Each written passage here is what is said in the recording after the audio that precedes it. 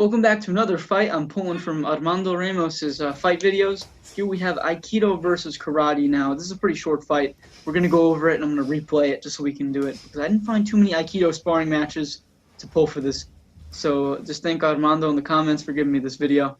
So as we see, the Aikido guy has gotten some type of wrist lock taking the guy down. Now, I put Karate question mark for a reason, and we'll go over that in a little bit. So Karate guy's throwing some strikes right now. But let's watch carefully. He just got him really close. He got taken down by the Aikido guy. So I'm curious as to why he did that right there. Same thing again, he got close right here. And a takedown, and it doesn't look like there's much resistance to it. Now, I'm not saying that, hey, this is a fake sparring match. But it just I'm going to look into it a little bit. Let's pay attention here. So he got some type of wrist lock off again. And usually when you get wrist locks, it's in grappling. So it's hard to grab a strike and get a wrist lock. Now, I'm not saying it can't happen. So just watch it with me and let me know if you think that this is a legit sparring match or are they going light or something. Let me know down below. So Karate guy's throwing some sweeps. Sorry, throwing some kicks, and then he gets wrist locked again. He's trapped. Now he's down on the floor. So if you don't know, Aikido is kind of like a wrist lock martial art, to put it overly simple. It's kind of what they do. And they don't really spar that much. There's some styles that spar, but a lot of them really don't. So it's hard to find videos of this online.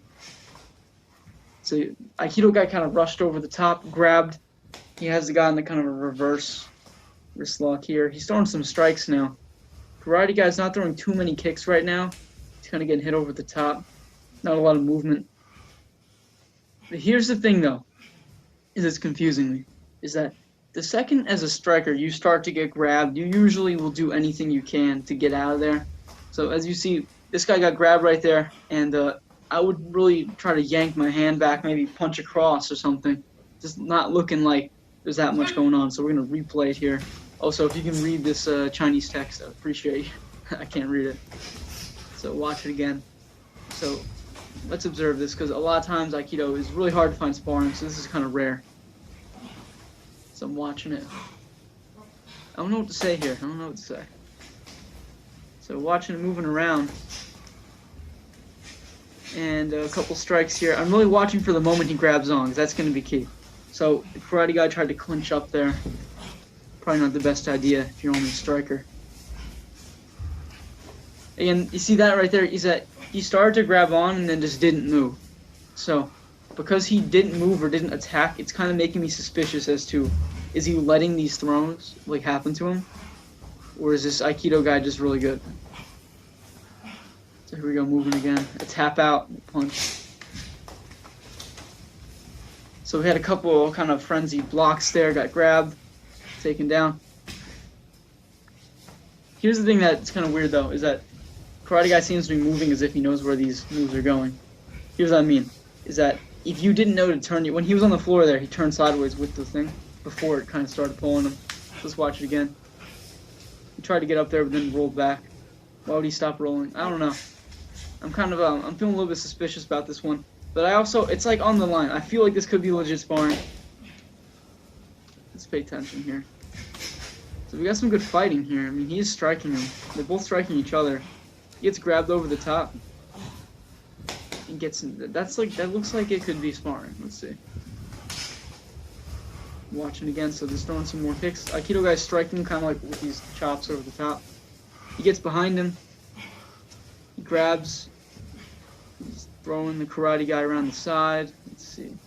And he got him stretched out into a wrist lock. So I don't know. I'm really torn. I mean, I love watching the Aikido sparring. I think this is really interesting. So this is gonna be the last time I'm looping it back over. So yeah, definitely comment down below what you think so far. I'm thinking that this is interesting because the way the Karate guy gets thrown some of these times is kind of perplexing me. But also some other moments it really does like look like he actually just got him locked up. So let me know, is this the secret to Aikido? Because I watched Martial Arts Journey, and he spent a year trying to make Aikido function in the ring. And watch some of his videos about that. Here we go, pulling him back again. I don't know, I mean, that was kind of a gentle fallback. Like, if you're yanking me, like, as you saw, the karate guy got yanked back. Didn't really look like there was a lot of force behind it. And a takedown. I mean, I practiced a lot of these wrist locks like this in Taekwondo. We used to do Hapkido training. It's a little bit similar to Aikido. And, I mean, I'm not going to say wrist locks work. They're definitely legitimate, but the way that these are getting thrown some of the time is making me a little suspicious.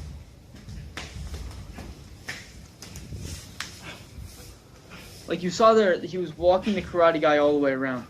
Now the way you're supposed to do that is that you have the two hands there. Instead of pulling, you want to push down. So you don't want the way to get out of it to just be keep turning, because you're gonna run circles all day doing that. If you got a wrist lock and they're like this, don't push them sideways. You want to push them down, or you grab over the top and then continue the wrist lock. Or I guess you could go into a sweep from there too. That one, this right here, I'm syncing this up to what I'm looking at. You pull him over the top. That looks pretty legit. He grabbed him over and he has the one hand on his elbow doing the wrist lock. I like that one. Okay, I tried to do the whip, but as you can see, he did the whip and then the karate guy didn't go anywhere, and then he kind of pushed him again, then he fell over. So that's what's really confusing me about this one, is that there's aspects of it that I think are legit, and then there's other moments where it appears that the karate guy is kind of letting this happen to him. I don't know. So the mystery remains unsolved. I mean, if I find out, if you have any information about the sparring match too, that would really help out. And if I do discover that this is 100% real or 100%, not real, I will make a second video about it to address it. But that's where I'm going to leave off right now, is that I'm thinking that some of these were kind of suspicious, because when you get into a wrist lock and you get stuck right up there, what are you going to do? Are you going to fall over the next time he pushes you? Because he had more momentum the first time.